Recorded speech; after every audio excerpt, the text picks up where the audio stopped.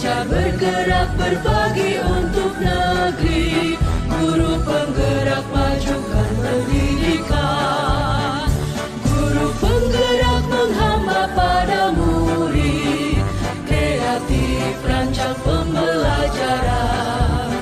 Hargai potensi, tingkatkan prestasi. Lahir. Bismillahirrahmanirrahim. Assalamualaikum warahmatullahi wabarakatuh. Bapak Kepala Sekolah yang saya hormati serta rekan-rekan guru yang saya hormati, kita bersyukur kita panjatkan kepada Allah Subhanahu wa taala, semoga senantiasa dilimpahkan kepada Nabi Muhammad SAW. Insyaallah pada kesempatan kali ini kita akan menyimak apa yang akan disampaikan oleh Ibu Sarinda Pratiwi SPD tentang aksi nyata modul 1.4 yaitu tentang budaya positif. Kita dengarkan apa yang akan dipaparkan nanti dan semoga materi yang disampaikan tidak hanya sebatas pengetahuan, tetapi yang paling utama dapat kita aplikasikan di sekolah kita yang berbeda ini, sehingga sekolah kita dapat menerapkan budaya positif dari mulai sekarang dan ke depan. Itu sebagai prolog, dan selanjutnya kami serahkan kepada Ibu Sarinda Pratiwi SPD untuk menyampaikan paparannya. Sekian, assalamualaikum warahmatullahi wabarakatuh. Terima kasih Pak Mulyadir sudah membuka acara.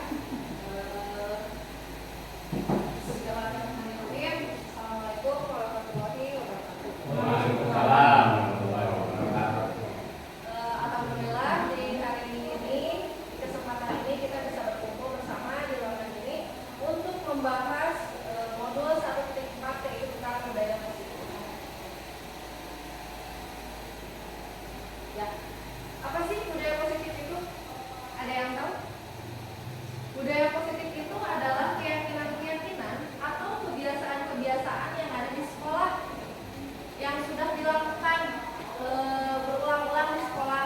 Itu adalah budaya positif. Tetapi kita ubah budaya positif yang ada di sekolah kita mengacu ke profil Ki Hajar Dewantara, yaitu pendidikan yang menuntun, yang berpihak kepada murid. Tentu saja pendidikan yang menuntun itu harus sesuai dengan profil pelajar Pancasila. Budaya positif yaitu seorang guru harus memiliki kesimpulan dalam mewujudkan budaya positif di sekolah. Jadi setiap guru itu harus ada tergerak di dalam dirinya untuk membudayakan positif.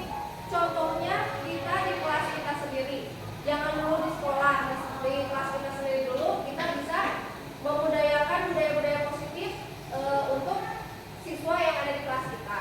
Kedepannya kita juga bisa berkoordinasi dengan kepala sekolah atau warga sekolah untuk membuat program budaya positif yang akan memajukan tentunya program yang ada di sekolah kita. Budaya positif juga dapat dijalankan dengan menerapkan konsep-konsep inti seperti disiplin positif, yaitu disiplin positif seperti anak-anak kita di sekolah. Memang saya akui di sekolah kita disiplinnya masih kurang. Tentunya itu masih menjadi PR untuk kita sebagai pendidik kepada peserta didik agar disiplin peserta didik bisa ditingkatkan lebih baik lagi. Memahami motivasi perilaku manusia berkaitan dengan hukuman dan penghargaan. Jadi hukuman dan penghargaan itu tidak selalu baik dan tidak selalu salah. Hukuman itu nanti kita rubah tidak berbentuk hukuman tapi dengan konsekuensi. Terus penghargaan juga tidak berupa reward ataupun hal lainnya, karena reward juga kadang bisa menurunkan ini anak yang tadinya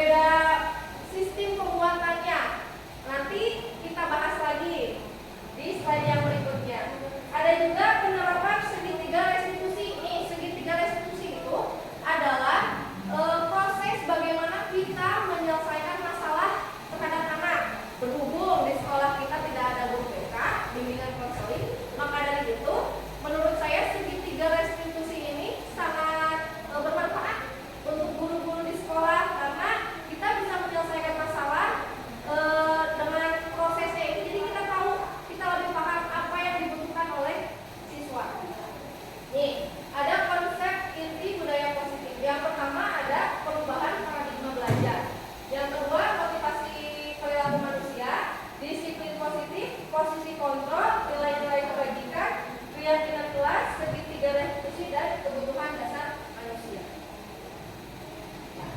Nah, ini adalah pembelajaran paradigma baru. Pembelajaran paradigma baru itu adalah pembelajaran yang berdiferensiasi.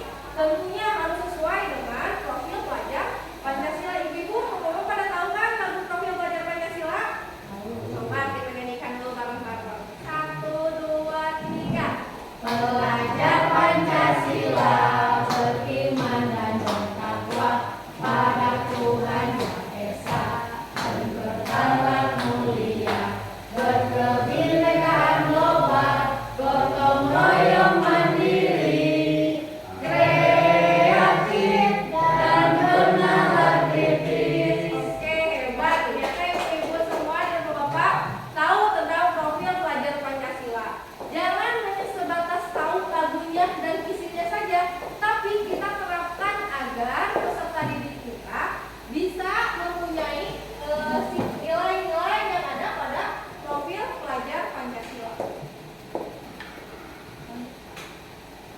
Nah, yang ini motivasi perilaku manusia. Nah, motivasi perilaku manusia itu ada yang menghindari hukuman ataupun tidak nyamanan. Jadi mereka menghindari hukuman dengan ada nih contohnya yang menyalahkan orang lain. Jadi mencari-cari kesalahan orang lain. Betul, dia tidak ingin disalahkan. Gimana nih caranya biar aku nggak disalahkan? Dengan mencari kesalahan orang lain. Itu termasuk motivasi eksternal. Motivasi eksternal itu motivasi yang ada di luar. Kalau motivasi internal adalah motivasi yang ada di dalam diri kita. Nih, motivasi eksternal juga untuk mendapatkan imbalan untuk penghargaan. Saya mau melakukan suatu kegiatan, misalnya untuk lomba. Tentunya saya ingin mendapatkan reward, penghargaan, imbalan. Jadi melakukan sesuatu itu karena ada embel-embel imbalannya, tidak dengan keikhlasan hati gitu. Saya mau pengen ikut, tidak, karena orang ini ingin mendapatkan sesuatu. Kalau yang internal untuk menjadi orang yang mereka inginkan dan menghargai diri sendiri dengan nilai-nilai yang mereka percayai. Jadi dia itu melakukannya emang kemauan dari saya, ingin memperbaiki kualitas diri kita agar lebih baik lagi untuk kedepannya. Bukan hanya semata-mata embel-embelnya saja, tapi memang diniatkan untuk menambah kualitas diri yang ada di diri kita. Nah, ini dia motivasi perilaku manusia. Yang tadi motivasi perilaku manusia itu ada 3. Yang pertama ada hukuman, konsekuensi, dan restitusi. Hukuman itu biasanya berupa hukuman. Gimana sih selayaknya kayak guru menghukum anak? Saya juga merasakan waktu belajar modul ini, oh ternyata apa yang saya lakukan selama ini terhadap peserta didik itu tidak benar. Karena saya sering memberikan hukuman kepada siswa. Hukumannya itu bersifat satu arah. Anak melanggar, saya hukum. Anak berbuat kesalahan, saya hukum. Tapi seharusnya tidak seperti itu. Si anak juga harus tahu konsekuensi. Mungkin seorang guru menghukum itu karena ada perbuatan yang siswa itu langgar. Siswa itu melanggar, misalkan memakai sendal ke sekolah. Ada kan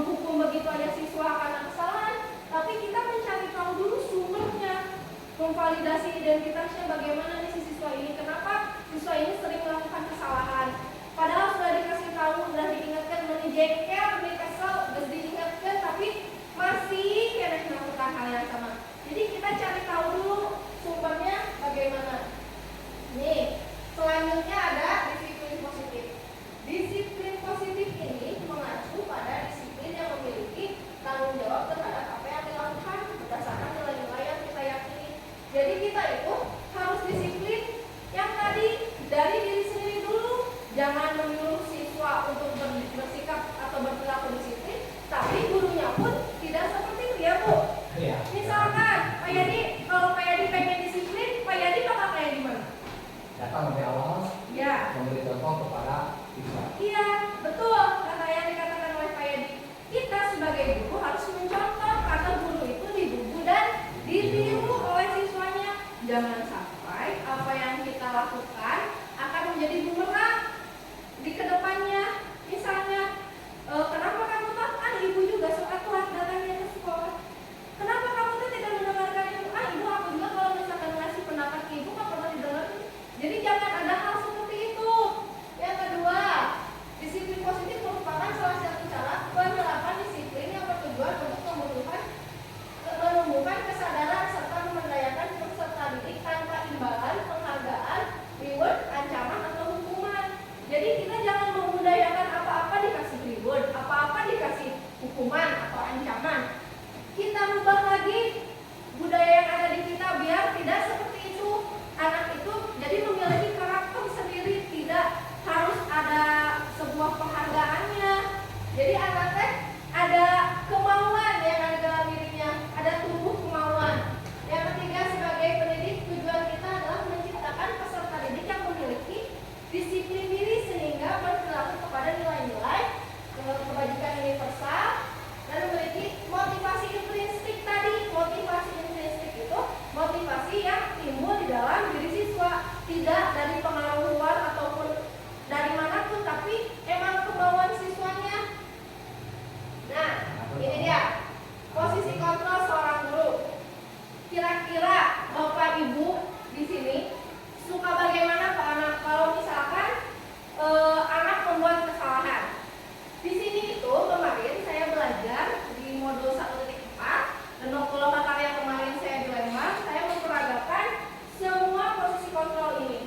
Yang pertama sebagai penghukum, sebagai teman, pemantau, pembuat rasa bersalah, dan manajer. Seorang guru itu tidak boleh memiliki sifat menghukum, membuat rasa bersalah, teman masih boleh, tapi yang difokuskan kemarin waktu saya loka karya itu seorang guru itu harus memiliki posisi kontrol sebagai manajer. Jadi memang mencari tahu dulu, ditelusuri dulu, dianalisis dulu, jangan langsung memberikan hukuman atau membuat rasa bersalah terhadap anak.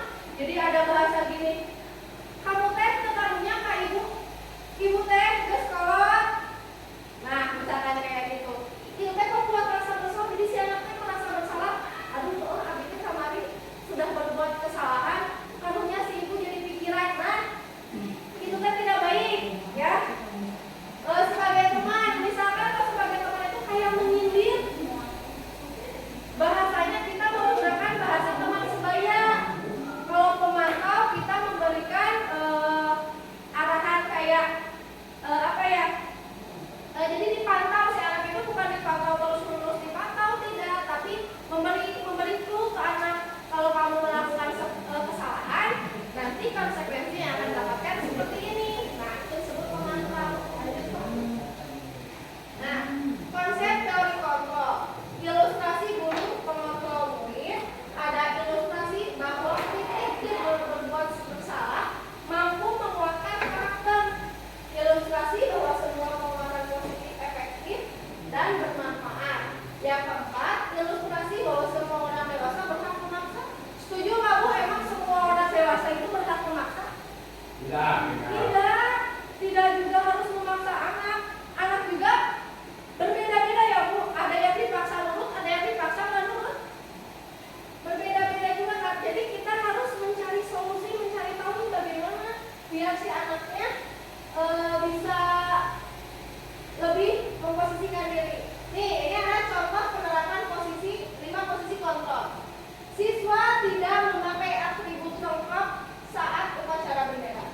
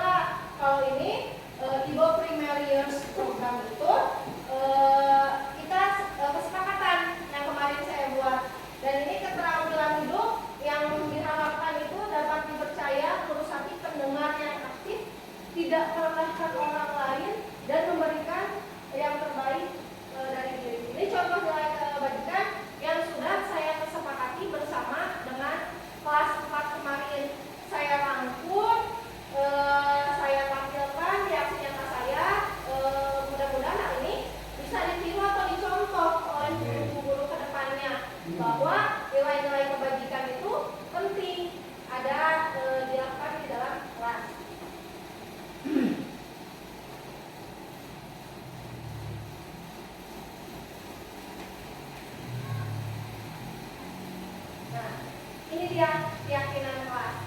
Kenapa keyakinan kelas? Keyakinan kelas, kenapa peraturan? Hal ini berbeda ya Bu, keyakinan peraturan. Kalau keyakinan itu kita buat bersama-sama dari adanya membuat keyakinan itu beberapa pihak, lebih dari satu pihak atau dua pihak. Berbeda dengan peraturan. Kalau peraturan itu dibuat oleh satu pihak. Contohnya kayak peraturan di sekolah. Peraturan sekolah dibuat itu tidak ada kesepakatan antara sekolah dengan siswa, tapi peraturan yang sudah dibuat oleh sekolah wajib dan harus ditaati oleh para siswa. Berbeda dengan keyakinan kelas. Keyakinan kelas itu kita sepakati, kita yakini, kita buat secara bersama-sama di kelas. Tentunya keyakinan kelas itu tidak harus banyak juga, tidak harus muluk-muluk pengen banyak, tapi tidak ada yang terrealisasi keyakinan kelasnya. Keyakinan kelas ini kita buat, kita yakini, dan kita terapkan di kelas kita. Pembentukan keyakinan kelas ini bersifat abstrak. Nah, abstrak karena yang kita kembalikan lagi kepada siswa. Anak-anak kita mau bikin keyakinan kelas nih. Keyakinan kelas apa yang kalian ingin? Misalkan, Bu, saya mah tidak mau ada yang main bola di kelas. Tulis. Saya kemarin membuat keyakinan kelas itu dengan memberikan kertas post-it kepada anak. Setiap anak berhak memberikan satu keyakinan yang mereka inginkan. Yang kedua, pertanyaan berupa pernyataan universal. Nah, jadi bersifat universal, sifatnya luas, dibuat dalam pernyataan positif. Jadi kata-kata juga positif yang tadinya tidak boleh membuang sampah sembarangan, kita ubah menjadi kalimat positif. Jadi buanglah sampah pada tempatnya. Maaf. Aduh, maaf. Beda lagi, semuanya Bu, beda kasus. Langsung yang dapat sedikit saja agar mudah diingat. Jadi keyakinan kelas itu tidak usah 10 bebek panjang, 2 atau 3 saja cukup, asal itu memang diperlukan di kelas kita. Yang kelima, sesuai dengan kondisi kelas. Ya, jangan menerapkan apa keyakinan kelas di kelas 1 dengan keyakinan di kelas 5 itu bisa diterapkan karena berbeda porsinya. Kalau di kelas 1 mungkin harus lebih ekstra lagi ya Bu. Berbeda dengan di kelas 5 karena kelas 5 mungkin siswa-siswanya sudah dewasa dan mandiri gitu. Berbeda dengan kelas 1 yang masih harus diogok ke guru nate. Yang keenam, dilibatkan saat membuat keyakinan kelas itu semua warga sekolah atau peserta didik. Kalau keyakinan sekolah ya tentunya jangan hanya kepala sekolah, bendahara dan operator, tapi libatkan semua guru. Kalau di kelas yaitu guru dan siswa. Nih, segitiga restitusi yaitu proses dialog yang dijalankan oleh guru agar dapat menghasilkan murid yang mandiri dan bertanggung jawab. Yang tadi contoh penyelesaian masalah dengan menggunakan segitiga restitusi. Yang pertama, menstabilkan identitasnya. Kita stabilkan dulu identitas anaknya siapa, kenapa tadi berbuat kesalahan seperti itu, dengan siapa, misalkan dia tadi berantem, kita stabilkan dulu identitasnya. Jangan sampai dia pas datang langsung memuncak-muncak marah-marah. Stabilkan dulu.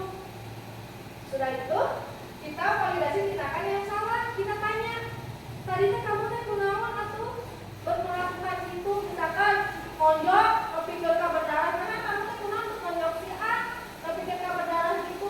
Nanti kan si anak budal. Bu, saya alasannya seperti ini. Kita tanyakan alasannya, kita cari solusinya agar tidak seperti itu. Yang terakhir, kita menanyakan keyakinan kelas. Apa hal tersebut sudah sesuai dengan keyakinan kelas yang kita buat atau yang kita sepakati? Jika tidak, kita harus memperbaiki. Bagaimana dengan siswa tersebut meminta maaf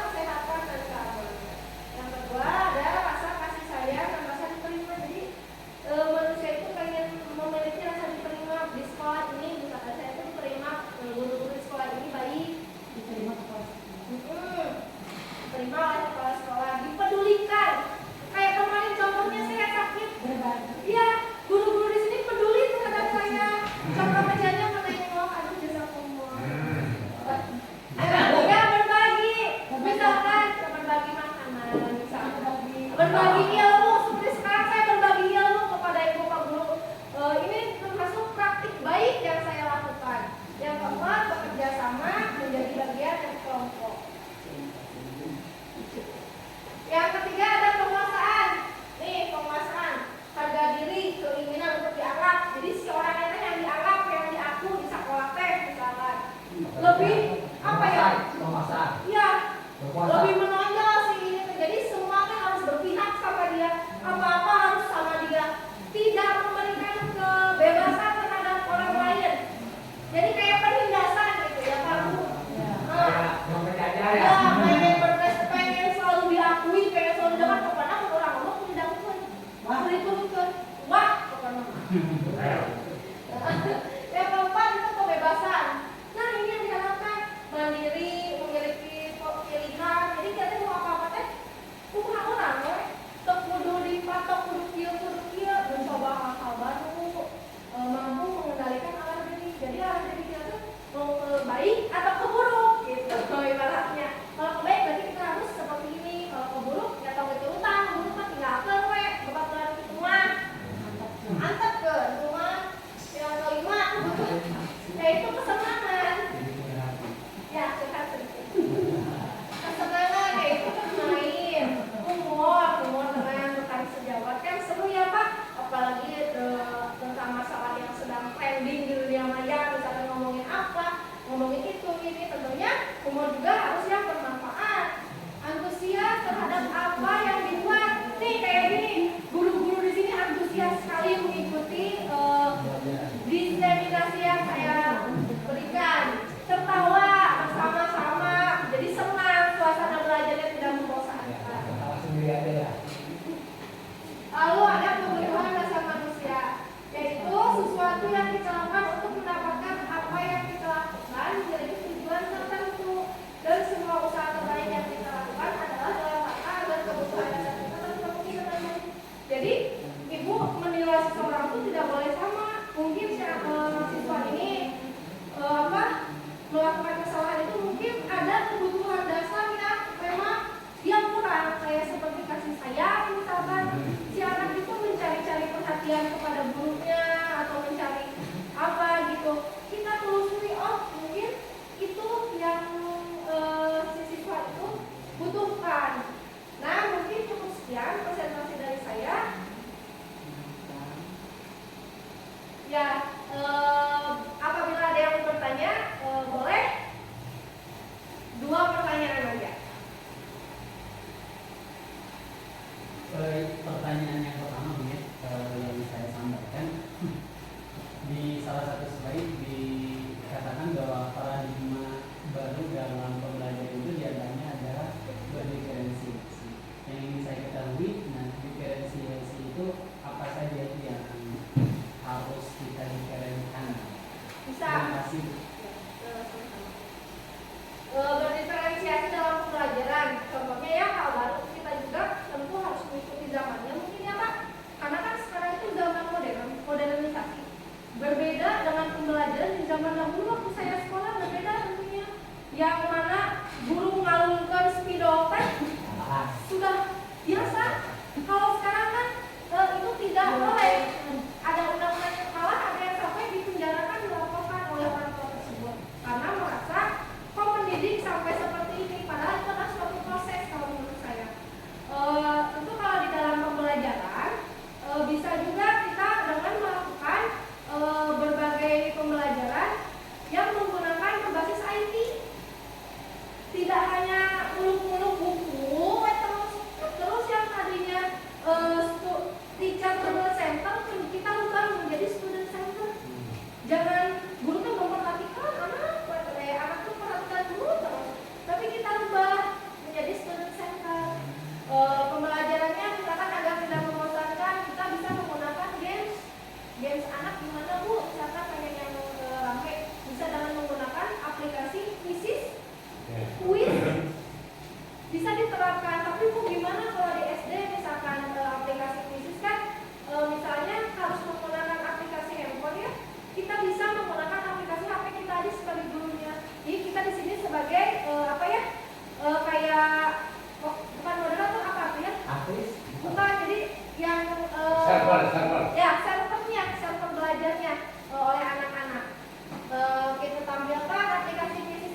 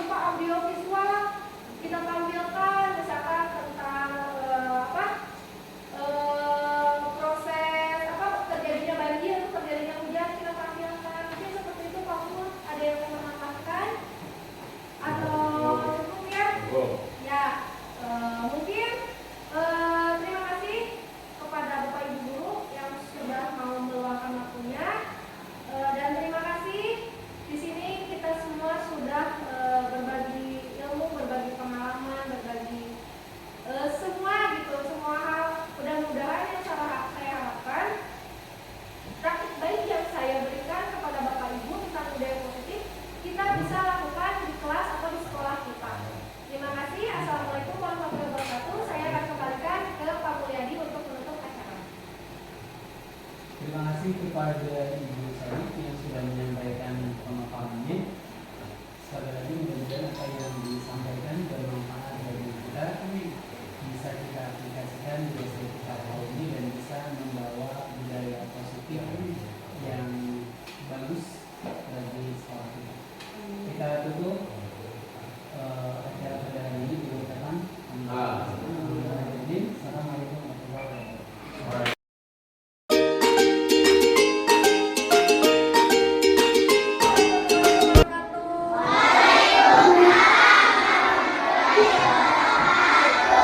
Nah, hari ini kita akan membuat keyakinan kelas.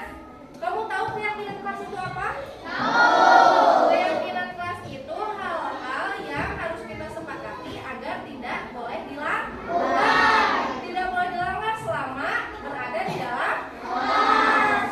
Nah, berhubung kita belum memiliki keyakinan kelas, maka Ibu akan mengajak seluruh siswa kelas 4 untuk membuat keyakinan kelas yang tentunya harus kita sepakati bersama. Nah, untuk yang pertama, nanti Ibu berikan kalian kertas post-it. Ya. Kalian tulis apa saja. Nanti kalian tulis lalu kalian tempelkan di dalam kelas. Apa saja sih yang tidak boleh dilakukan di dalam kelas agar pembelajaran di kelas kita menjadi nyaman. Sekarang Ibu bagikan satu orang satu ya. Yang sudah ditulis langsung ditempel ke depan.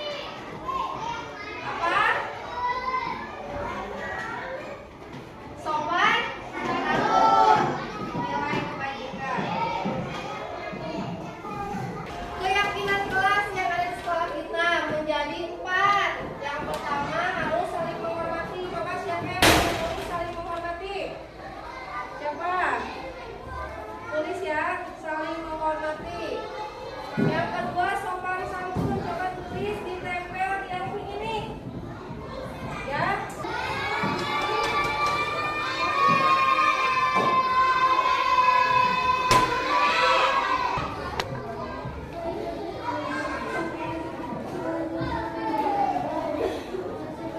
Sekarang dari semua yang kita buat, kita sudah meyakini 4 keyakinan kelas yang harus kita ikuti dan laksanakan. Yang pertama, kita harus saling menghormati. Menghormati itu terhadap teman, terhadap guru, terhadap warga yang ada di sekolah. Yang kedua, sopan santun. Kita harus menjaga sopan santun kita, tutur kata kita. Ya. Yang ketiga, saling menghargai. Tidak boleh mengejek kepada teman, tapi kita harus saling menghargai sesama teman. Yang terakhir, membuang sampah ke tempatnya. Mungkin cukup sekian untuk pembelajaran kelas kita hari ini. Keyakinan kelas hari ini. Nanti ibu potong keyakinan kelasnya, ibu share di grup, dan nanti keyakinan kelasnya akan ibu tempel di dinding. Kita harus saling mengingatkan teman bila ada teman yang berlanggar agar mengikuti apa aturan kelas yang kita sepakati. Terima kasih. Assalamualaikum warahmatullahi wabarakatuh. Saya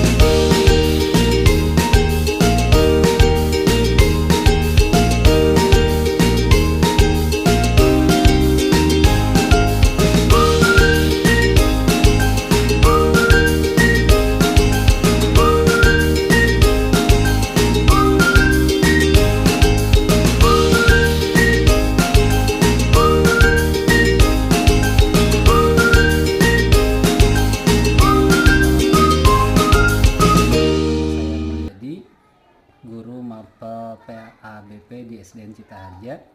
Menanggapi diseminasi yang sudah dilakukan, materi yang disampaikan bagus dan menggunakan bahasa yang mudah dipahami.